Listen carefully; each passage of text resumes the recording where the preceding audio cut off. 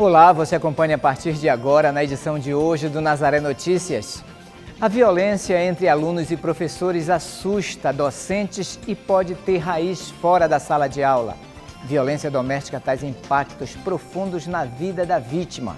Cerca de 200 assaltos a ônibus foram registrados na região metropolitana de Belém. As informações atualizadas sobre o naufrágio em Porto de Mós. Debates sobre utilização da internet por crianças. Hoje é o Dia Nacional do Feirante e o bate-papo musical com a obra de Alcir Guimarães, que lança novo trabalho. Hoje é sexta-feira, 25 de agosto, e o Nazaré Notícias já está no ar.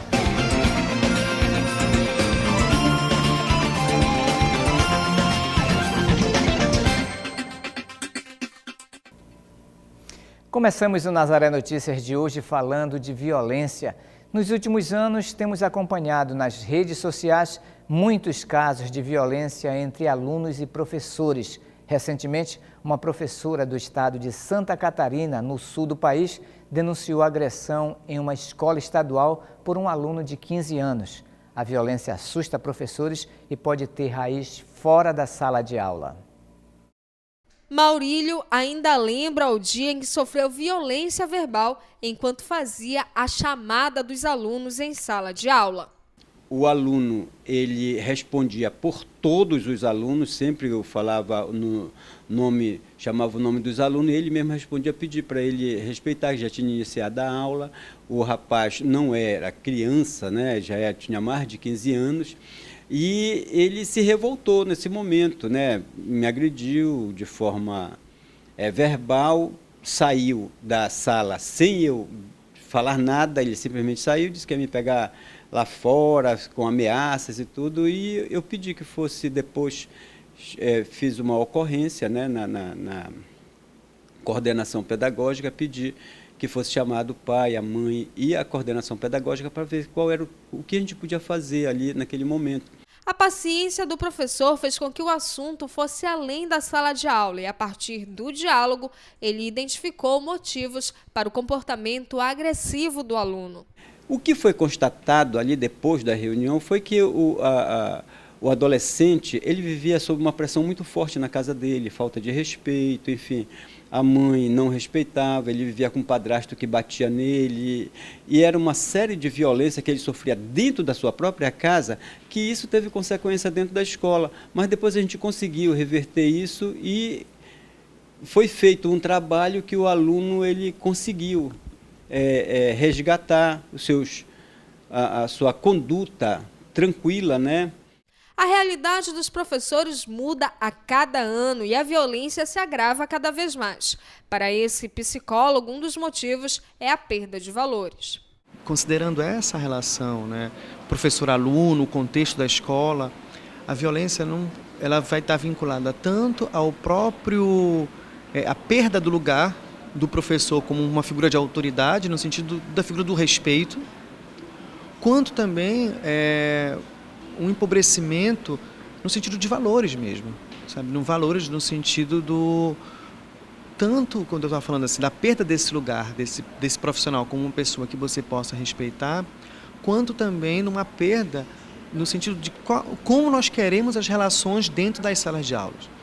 Porque quando eu digo respeito, eu não estou dizendo uma autoridade no sentido que só ela tem o direito a falar, só ela tem o que colocar. Não. Mas que esse espaço de sala de aula possa ser um espaço de diálogo. O profissional acredita que o problema está nos exemplos dados às crianças e aos jovens. Pensando o nosso cenário, o cenário brasileiro, nós há algum tempo vivemos já o que a gente poderia chamar de uma crise ética mesmo, de uma coisa que vai desde as figuras representativas, que eu digo assim, figuras emblemáticas da nossa sociedade, que vão de uma presidente ou um presidente da República a outras personalidades, até mesmo nossos pais, nossas mães, e o quanto essas personagens têm se tornado para nós de uma ética cinzenta, acinzentada, que as conveniências vão ditar o valor moral. Então, aquilo que é certo, que deve ser feito, aquilo que é justo, passa a ser fruto das contingências e não mais aquilo que deve ser. Para o professor Maurílio, falta amparo não apenas da escola, mas de todas as instituições envolvidas no processo de formação do ser humano. Essa falta de responsabilidade, essa falta de atitude dos governos, sejam eles municipais ou estadual, isso faz com que nós, da educação pública, estejamos sempre numa via de risco. Tanto a categoria quanto os alunos também, porque tudo se levam para dentro da escola. E ali, que deveria ser um ambiente tranquilo, de paz, muitas vezes passa a ser um ambiente muito carregado, muito violento. Que a violência doméstica traz impactos profundos na vida da vítima não é novidade. Agora, uma pesquisa conseguiu contabilizar quais são os impactos desta violência na economia do Brasil. O estudo foi realizado na Universidade Federal de Fortaleza, em parceria com o Instituto Maria da Penha. R$1 bilhão é o que o Brasil perde anualmente por causa da violência doméstica. Isso porque as mulheres agredidas dentro de casa faltam ao trabalho uma média de 18 dias por ano. Além disso, as vítimas também passam menos tempo empregadas. São, em média, 58 meses no emprego, enquanto as mulheres que não sofrem violência doméstica registram uma permanência de 78 meses. Por tabela, a situação reflete no salário, que fica reduzido em cerca de 10%. Além disso, as mulheres negras que vivenciam a violência doméstica chegam a ganhar 22% a menos do que as mulheres brancas que passam pela mesma situação. As informações são do segundo relatório da Pesquisa de Condições Socioeconômicas e Violência Doméstica e Familiar, que acompanhou a vida de 10 mil mulheres em 9 capitais brasileiras desde 2016. Além dos impactos na economia do país, o estudo analisa os impactos na vida da vítima, como a noção de felicidade. Somente metade das entrevistadas que sofreram violência doméstica disseram se sentir felizes, contra 74% entre aquelas que não passaram por agressão doméstica. E vamos continuar a falar sobre violência contra a mulher. A cada 2h30 em 2016, uma mulher sofreu estupro coletivo em algum lugar do Brasil. Os dados são do Ministério da Saúde. No último ano, 3.526 casos foram registrados pelas unidades de saúde de todo o país, alta de 12,5% em relação aos 3.132 de 2015. Na comparação com 2011, o número subiu 124%. Os números também mostram a distribuição desses casos pelo país. Somados, São Paulo, Rio de Janeiro e Minas Gerais, os 3 estados mais populosos, registraram 1.360 casos. Em termos percentuais, os estados com maior índice de estupros coletivos por habitante são Acre, Tocantins e Distrito Federal. Em 2016, houve mais de 4 casos para cada 100 mil moradores nesses locais. Dados do Sindicato dos Rodoviários do Estado do Pará apontam que somente no mês de julho deste ano foram registrados cerca de 200 assaltos a ônibus na região metropolitana de Belém. A insegurança não assola apenas quem utiliza os coletivos. Os donos de automóveis também sofrem com os assaltos. Pensando na segurança, 2 empresários desenvolveram o botão do pânico, que já é instalado em automóveis particulares e está em discussão para implantação nos coletivos. Daniel já foi vítima de assalto em Belém. Estava no carro com a namorada quando tudo aconteceu. No meu carro particular mesmo, quando eu estava saindo, e tive uma situação aí que 3 meliantes entraram atrás do carro e fizeram assalto e tudo mais, levaram os pertences pessoais. São assaltados por dia aqui em Belém cerca de 6 carros. Se pensarmos no transporte coletivo, esse número é ainda maior. Somente no primeiro semestre deste ano foram mais de 1.000 assaltos. Diante dessa realidade, 2 empresários aqui de Belém, em parceria com o Campus de Ciência e Tecnologia da UFPA, desenvolveram o botão do pânico. Funciona da seguinte forma: você tem acionadores dentro do seu veículo, né, na mala, no banco dos passageiros, motorista, e devidamente colocados dentro do veículo, que você fica sabendo onde é que eles estão posicionados, e num momento de emergência, você aciona esse sistema, se você tiver com meliante dentro do seu carro ou estiver passando por algum problema dentro do seu carro e for necessário precisar de ajuda, você aciona esse sistema, as placas do seu carro aparecem, a mensagem dizendo que o seu carro está passando por um problema, vai estar lá SOS, socorro, assalto em andamento, e essa mensagem ela é enviada por GPS para a nossa central de monitoramento ou para uma central cadastrada, pré-determinada pelo usuário, aonde ele quer que seja monitorado, até mesmo pela própria CIOP. Essa mensagem chega lá dando o posicionamento do carro naquele exato momento. Daniel já colocou o sistema no carro e acredita que se tivesse a tecnologia antes, não teria sofrido o assalto. No momento da outra vez que me fizeram o assalto, a gente ainda ficou dando uma volta na cidade. E com certeza, se eu tivesse com esse sistema hoje que eu tenho no meu carro, as pessoas visivelmente iam ver, né, atrás do carro, e também a equipe da Security acionar o CIOP juntamente com a Polícia Militar para poder fazer a localização do veículo. O botão do pânico começou a ser desenvolvido há 2 anos. Nesse tempo, já se tem a discussão sobre a utilização nos transportes coletivos. Mas com a incidência dos assaltos a ônibus, a gente passou a desenvolver um pouquinho mais e conseguiu agregar a parte de ônibus. Que o ônibus acontece da mesma forma. Ficam os botões dentro dos ônibus, tanto para os passageiros quanto para o cobrador e para o motorista, tá posicionado. E se porventura for necessário, o motorista ele pode acionar o botão, ou o cobrador ou o passageiro aciona, os letreiros de fora aí da placa se acendem e enviam uma mensagem por GPS para a central de monitoramento, que pode ser também CIOP ou uma central particular. Essa mensagem ela é recebida e a gente começa a monitorar o ônibus e a movimentação que está havendo.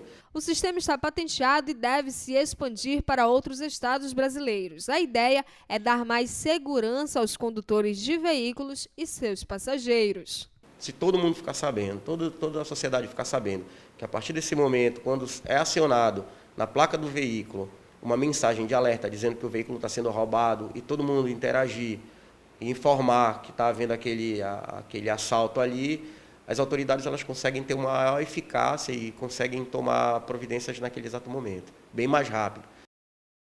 O naufrágio da embarcação Capitão Ribeiro entre os municípios de Porto de Mós e Senador José Porfírio, na última terça-feira, chamou a atenção para os acidentes marítimos que acontecem nos últimos anos nos rios do Pará. Só este ano, 7 barcos naufragaram. No Pará, os rios são como estradas e servem de meio de transporte para muita gente. Nos primeiros 8 meses deste ano, a Marinha vistoriou mais de 11 mil embarcações. Foram identificadas quase 600 irregularidades, como lotação além do número de coletes salva-vidas disponíveis, tripulação abaixo do que é necessário e excesso de passageiros. De janeiro a agosto, 7 embarcações naufragaram nos rios do estado. O último naufrágio foi do barco Capitão Ribeiro, que não tinha licença para transportar passageiros. 21 pessoas morreram no naufrágio da embarcação no Rio Xingu. Em 2016, foram 26 naufrágios em todo o Pará.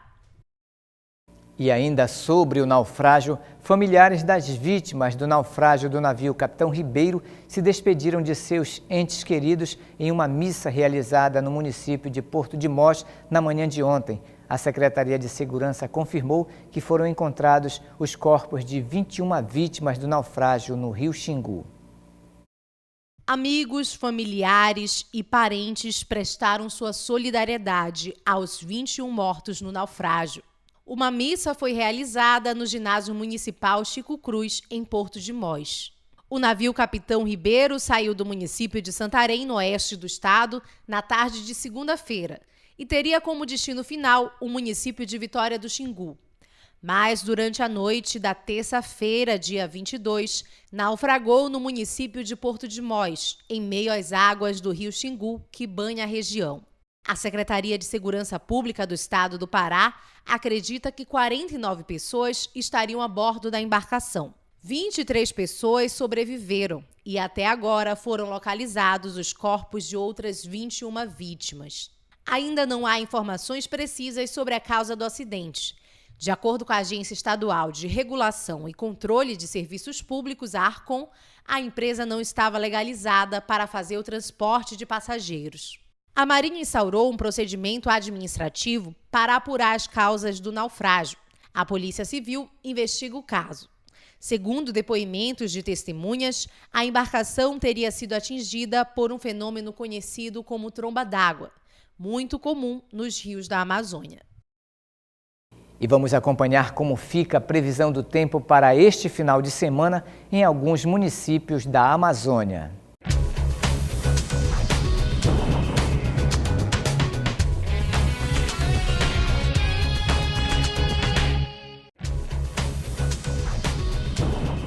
Depois de um período seco, as chuvas voltaram a aparecer em Belém. E para este fim de semana, a previsão é de tempo nublado, com possibilidade de chuva em áreas isoladas. A temperatura vai variar entre 23 a 34 graus. Agora, no município de Altamira, sudoeste paraense, a situação é diferente. No fim de semana, a previsão é de bastante sol, sem possibilidade de chuva. A temperatura varia entre 24 a 33 graus. Já na cidade de Cametá, o sol aparece com poucas nuvens durante o fim de semana. A temperatura fica entre 25 a 35 graus.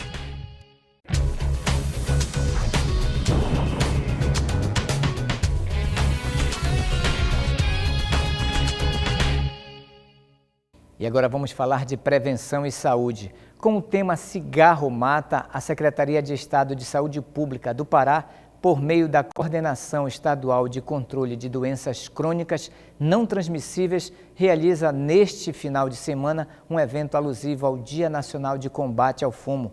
A programação contará com orientação à população sobre os danos causados pelo cigarro e o tratamento oferecido pelo Sistema Único de Saúde, além da oferta de serviços e depoimentos de ex-fumantes. A ação acontecerá no domingo, na Praça Batista Campos, a partir das 8h30 da manhã. O Banco Central divulgou ontem dados referentes à taxa de cartão de crédito no mês de julho. Para quem paga o cartão em dia, os dados são favoráveis. Agora, quem optou por não pagar o valor integral do cartão irá encontrar juros a cada vez mais alto. A taxa de juros do rotativo para quem paga pelo menos o valor mínimo da fatura voltou a cair no mês passado. Em julho, a taxa chegou a 223,8%, uma redução de 6,4 pontos percentuais em relação ao mês de junho.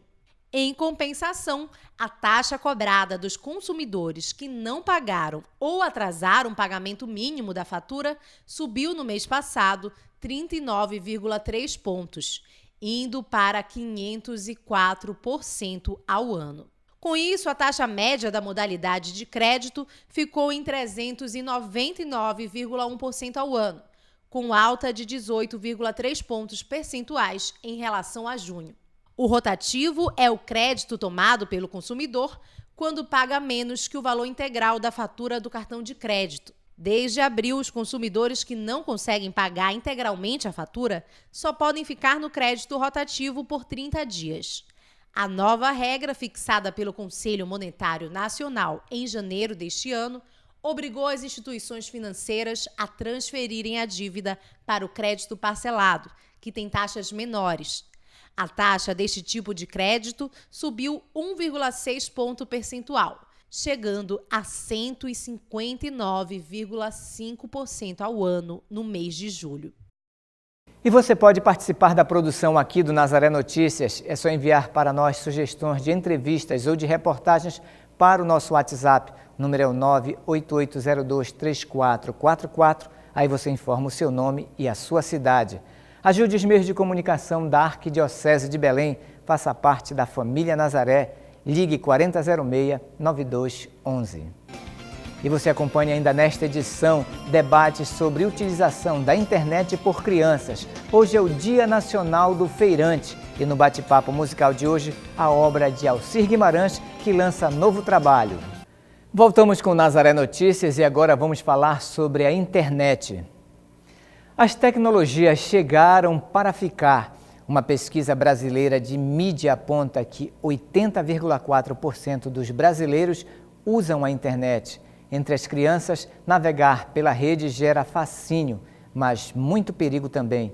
Pensando nisso, a Defensoria Pública abriu uma discussão sobre o uso da internet com empresas que comercializam os produtos, universidades e sociedade em geral. Na hora de acalmar as crianças ou distraí-las, um dos recursos é o celular. Cada vez mais cedo as pessoas têm acesso à tecnologia que traz muitos benefícios, mas também faz mal. Tudo depende do uso e da idade de cada um. Crianças precisam de uma atenção especial. O que a gente mais se preocupa é com o uso abusivo, porque o excesso ele é sempre algo de uma ordem patológica. Então, se a criança ficar dia e noite no celular ou em qualquer outra mídia, tiver acesso a isso, ele vai deixar de viver o que ele precisa viver também, que é a relação com o outro, a socialização, a escola, o pisar no chão, o ir à praia, o fazer dever de casa, o fazer coisas que se faz na juventude, na infância e na adolescência. Estudos apontam que 1 em cada 11 crianças se vicia nas tecnologias. A dependência é grave. O problema desse tipo de vício é justamente abrir mão a todas as outras coisas que são necessárias para uma vida saudável, tanto a nível orgânico quanto psíquico, e também porque toda a situação de compulsão, que seria o vício, é uma situação de preocupação, porque de alguma forma você investe todo o seu dia a dia, tudo que você poderia fazer em alguma coisa apenas. E esse vício pode levar também a um acesso de conteúdos muito preocupantes dentro da internet, né? E que passa a ser algo que faz parte da vida daquela criança ou jovem ou adolescente de uma forma muito prejudicial. Diante da gravidade do assunto, as defensorias públicas de defesa do consumidor e de atendimento especializado à criança e ao adolescente promoveram uma audiência pública entre universidades, empresas que comercializam a tecnologia e a sociedade como um todo. A ideia dessa audiência ela surgiu devido à constante procura da população aos nossos serviços, principalmente na questão do núcleo do consumidor, onde famílias, principalmente uma família específica, procurou o coordenador relatando situação em que envolvia um filho dessa mãe que havia procurado com relação à questão de mutilação. Ela entendia que a criança estava sofrendo alguma coisa que provenia da escola, e a partir dessa discussão e dessa investigação, o outro coordenador, o Dr. Cássio, ele buscou informações na própria escola, e aí foi percebido que, na verdade, aconteceu uma situação de que aquela criança tinha se mutilado ou estava sofrendo algum tipo de problema, transtorno lá na escola por falta do acesso à internet. A expectativa é que alguns resultados saiam da audiência, entre eles um alerta das empresas. Primeiro resultado que eu acho que é válido é a questão de que colocamos a sociedade para discutir um tema que é muito atual. Depois disso, a gente está colocando responsabilidade também do poder público em buscar formas de viabilizar esse acesso de informação, e também a sociedade em si com as operadoras, que são os fornecedores desses serviços, para que elas assumam esse seu papel de trazer essa informação clara e esse alerta a todo mundo que vai consumir o serviço que ela oferece. Seria como essa informação? A ideia é que seria algo similar ao que hoje acontece com as propagandas, tanto de cigarros e de bebidas, que é aquela propaganda de alerta, que aquele uso excessivo, tanto do álcool ou do cigarro, pode causar danos à sua saúde. A mesma coisa seria essa questão, que o uso excessivo de internet causa danos à saúde de crianças e adolescentes e à população em geral. E vamos continuar falando sobre internet. De cada R$100 gastos em compras online no Brasil no ano passado, 3 foram tentativas de fraude. O levantamento foi feito por uma empresa responsável pela verificação de 84% das lojas online do país e mostrou que a região com mais fraudes é a região norte. O índice de golpes varia de acordo com o produto. Os mais visados pelos fraudadores são os games, com uma parcela de 17,1% de compras fraudadas. Em seguida vem os celulares, que são 12,7%, câmeras 9,9%, eletrônicos 6,1% e aparelhos de informática, que representam 5,6% do total. O norte é a região que mais concentra fraudes. Por aqui, 6,73% das compras são feitas com dados roubados. Em seguida vem o Nordeste e o Centro-Oeste. O estudo também mostrou que o comércio virtual cresceu 11,5% em vendas e 12,1% em quantidade de pedidos de 2015 para 2016. A imagem peregrina de Santa Maria de Belém, padroeira da capital paraense, vai percorrer as ruas de Belém em uma grande carreata neste domingo em mais de 15 ruas dos bairros próximos à Catedral Metropolitana, com o intuito de divulgar a festividade deste ano, que tem como tema Maria, a Mãe da Igreja. A programação segue até o dia 3 de setembro, todas as noites na Catedral Metropolitana de Belém, no bairro da Cidade Velha. Hoje é o Dia Nacional do Feirante. Vamos acompanhar um pouco a realidade dessas pessoas que se dedicam diariamente para colocar os alimentos em nossa mesa.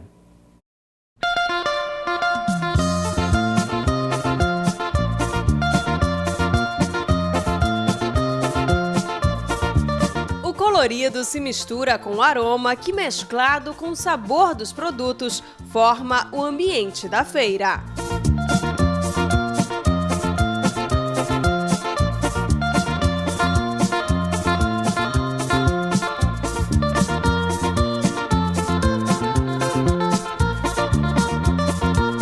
É neste clima que encontramos pessoas felizes, realizadas com o que fazem. Gosto, trabalho porque eu gosto. Todo dia eu venho, até domingo. Feirante é aquele profissional que comercializa produtos em mercados e feiras. Geralmente possui uma banca fixa e trabalha por livre demanda. É o caso de Dona Raimunda. Mesmo com 30 anos de ver o peso, ela ainda faz questão de trabalhar. Porque aqui a gente tem as amizades, fregueses, gosta dos fregueses da gente, que a gente conversa. Em casa já viu, né? Todo mundo trabalha, a gente fica só. Aquela rotina, vai para a geladeira, come, vem deitar e vai só engordar, né? Feirantes como ela cativam os clientes. A feira consegue despertar laços de amizade. Tem ali um de camarão que é meu conterrâneo. E essa aqui, minha xará, que é idosa igual eu, está trabalhando, né? Porque eu venho aqui, eu só compro farinha. Aqui na feira eu só compro dela. E do camarão é só com o rapaz ali. A profissão de feirante é uma das mais antigas do mundo. Chegou ao Brasil a partir da Europa. Dados históricos mostram que no Brasil o modelo de feira livre chegou com os colonos portugueses em meados do século XVI. Há relatos de bancadas de verduras montadas em ruas para o comércio em São Paulo. Foi o início das primeiras feiras livres que a gente encontra hoje e a chegada dos primeiros feirantes brasileiros. Na maior feira livre da América Latina, existem 1.150 feirantes, divididos em 23 setores. Até as chamadas boieiras são consideradas feirantes do ver-o-peso. Porque eu trabalho aqui dia a dia, né? E como é meu sustento daqui, eu gosto muito de vir para cá. Eu só folgo dia de domingo, segunda, sábado eu trabalho aqui. Em um ambiente tão eclético é possível encontrar de tudo, até um economista que prefira ser feirante. São 20 anos de profissão, com casa própria e carro particular. Eu me desemprego, eu trabalhava numa loja, eu era vendedor. Aí na época não tinha emprego, estava muito fraca a oferta de emprego. Eu fui obrigado a vir para a feira, né? E aqui na feira eu estou aproximadamente há 20 anos, né? Me formei, né, pela Universidade Federal do Pará, sou economista continuo fazendo os projetos de economista, mas também aqui na feira, né? Porque a feira ainda é um recurso em termos de renda bom. Ainda é, entendeu? Eu não sei até quando eu vou ficar aqui, né? Agora estou estudando fazer concurso, quem sabe se um dia eu não vou sair, né? Mas eu agradeço muito a feira, agradeço muito ao Ver o Peso, né? Tudo que eu consegui na vida em termos de patrimônio, de tudo, eu agradeço Ver o Peso, sem dúvida nenhuma. O trabalho parece simples, mas é preciso dedicação. São poucos os que conseguem um tempinho para descansar.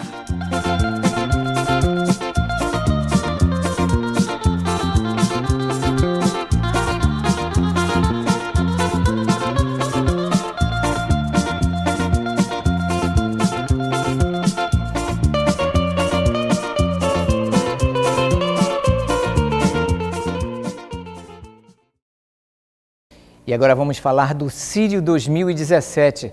A Secretaria Estadual de Turismo do Pará divulgou os números da pesquisa de demanda turística do Círio de Nazaré. A estimativa é que a capital paraense receba cerca de 78 mil turistas no período da quadra nazarena. O estudo foi feito pela Setur em parceria com o Diese Pará.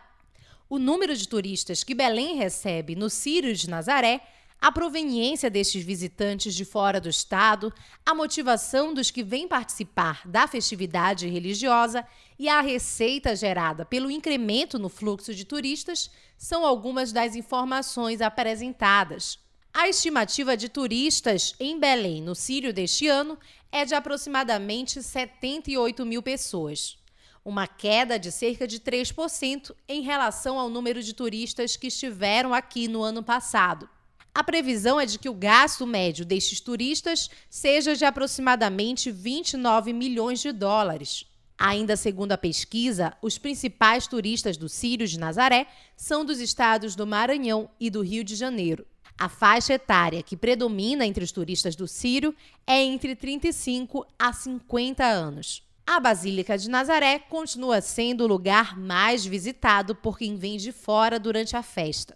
Aparece como escolha de 23% dos visitantes, seguida do Ver o Peso, com 21%, e da Estação das Docas, com 20%. A agenda de turismo para o Círio 2017 traz shows, espetáculos e exposições em vários locais e está disponível no site do Círio. A Secretaria Municipal de Saneamento de Belém deu início às obras de readequamento dos canteiros centrais da Avenida Pedro Miranda, no bairro da Pedreira, aqui em Belém. A partir de agora, os veículos que circularem pela via utilizarão o binário da Travessa Vileta e da Travessa Humaitá. O binário é a conversão de vias que são paralelas e têm sentido duplo para vias em sentido único e opostos. Com isso, as travessas Humaitá e Vileta passarão a ter sentido único, porém opostos. A travessa Humaitá assumirá o sentido Avenida João Paulo II, Antônia Verdosa, e a travessa Vileta o sentido contrário. De acordo com a Prefeitura, a implantação de mais um binário deve ajudar a melhorar o trânsito na área. Além do binário, a travessa Vileta receberá uma nova faixa exclusiva para ciclistas e interligadas diretamente à rede cicloviária já existente. A faixa partirá da João Paulo II até a Antônia Verdosa, oferecendo aos usuários de bicicleta mais 2,5 km de ciclofaixa. A noite deste sábado será especial para o cantor, poeta e compositor Alcir Guimarães. O artista, em comemoração ao seu aniversário de 65 anos, apresenta ao público mais um CD de sua carreira, o Bonitinho Assim. A festa de pré-lançamento do disco será no Barzim, espaço em que o cantor está fazendo temporada de shows. A programação está marcada para iniciar às 21 horas. Para quem quer aproveitar o fim de semana no cinema, a dica é a mostra de filmes do diretor paraense Fernando Sektovic. Há sessões até o dia 30 no Cine Olímpia. As desta sexta e sábado começam a partir de 6h30 da tarde e no domingo às 5h30. A entrada é franca. Outra dica que vale para o fim de semana inteiro é a Semana do Folclore da Prefeitura de Belém. A programação inclui sarau, exposição, seminários artísticos e apresentações culturais em vários espaços públicos da cidade. O encerramento será com cortejo e roda de carimbó no Complexo Ver o Rio. Domingo, às 7 horas da noite, a programação é gratuita. Será neste sábado o show Dois Brasis, com os instrumentistas Toninho Horta e Delclei Machado. O encontro da guitarra mineira com a paraense promete um repertório de clássicos. Será no Tábuas de Maré, a partir das 10 horas da noite.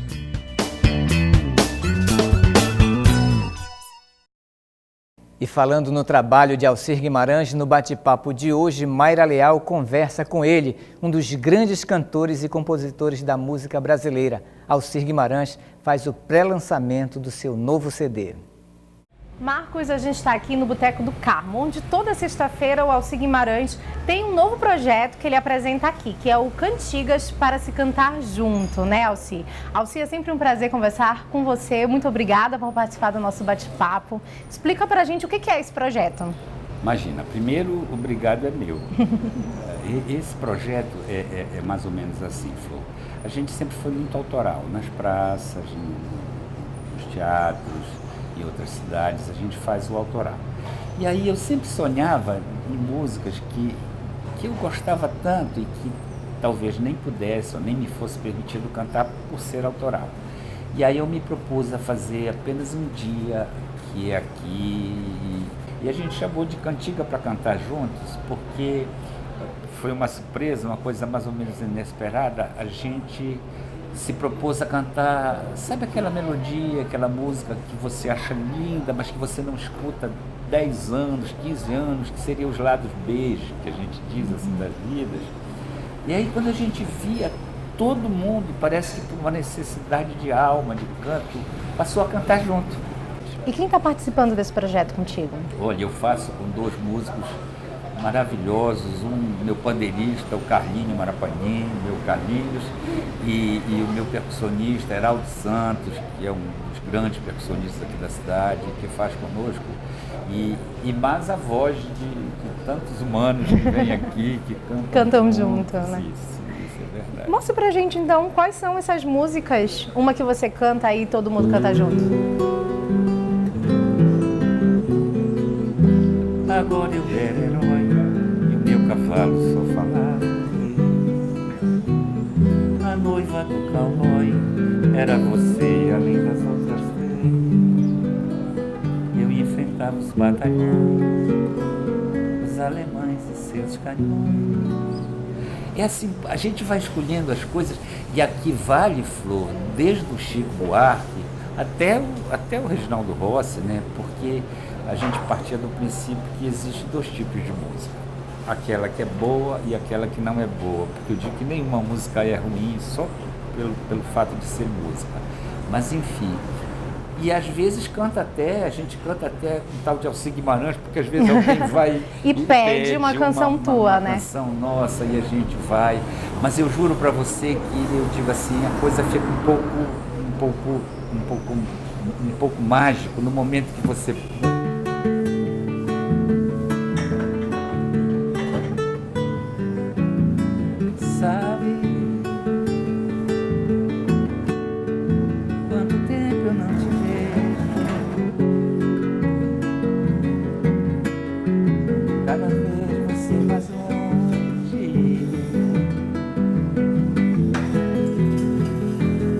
E assim a gente vai, e é só desse nível, assim, são músicas que não são realmente cantadas.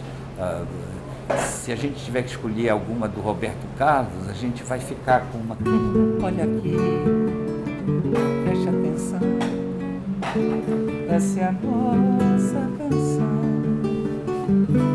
vou cantá-la seja onde for. Quando você vê... Tá todo mundo cantando. E Alcir, como é que para ti sair um pouco das músicas autorais, das tuas canções, das tuas composições e entrar no universo de outros artistas, outros poetas? Então, é como se fosse alguma coisa, um desafio, porque eu acabo dando um pouquinho da nossa cara, tão singela, mas a gente acaba da nossa forma para uma música que nem tem às vezes aquela forma, né? Então as pessoas muito agradavelmente acabam gostando, porque a gente é capaz de fazer um afoxé virar um samba ou alguma coisa, porque é uma leitura nossa que a gente tenta e que de certa forma tem dado certo, né? Eu vou lhe roubar um minutinho. Percebo que o tempo já não passa, você diz que não tem graça. Amar assim foi tudo tão bonito, mas voou pro infinito parecido com borboletas no jardim. Essa também tá no repertório? Essa, na verdade, da dupla Vitor e Léo, e que teoricamente nem é uma dupla tipo A. Para mim é, porque a música deles é muito boa. Mas aí a gente faz como se fosse uma canção. E aí acaba virando uma canção e talvez as pessoas até aceitem também quanto canção. Enfim, é o mágico da música, é o mágico do sonhar, é o mágico desse boteco aqui da Cidade Velha, é o mágico de olhar cantando para a Igreja do Carmo, né? A gente sente mais a presença de Deus, enfim. Nazaré Notícias fica por aqui. Até segunda-feira.